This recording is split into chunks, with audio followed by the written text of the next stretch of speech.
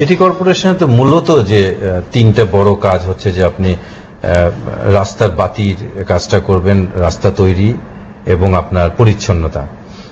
তো city corporation এর বাইরেও তো তার দায়বদ্ধতা রয়েছে, আইনি দায়বদ্ধতা রয়েছে যে নগর পরিবহনটা সিটি কর্পোরেশনের একটা বড় অন্যতম কাজ।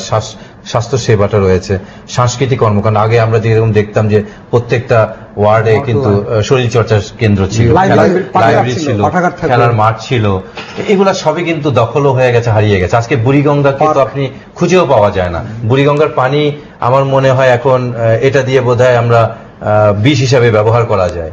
তো সবই কিন্তু সিটি কর্পোরেশনের চোখের সামনেই কিন্তু ধ্বংস হয়ে গেছে। আজকে দেখেন একটা সাধারণ মানুষ রাস্তায় দাঁড়িয়ে থাকে একটা সিএনজি স্কুটারের জন্য। এই স্কুটার কত টাকায় যাবে এইটাই তার ইচ্ছা মতো যাবে। 2 টাকা যদি বেশিও নেয় লোকে কিন্তু রাজি, 100 টাকারটা 500 টাকা দিতে আমরা রাজি, কিন্তু এটা নির্ধারণ করার কেউ নেই যে মিটারে কত টাকা হবে।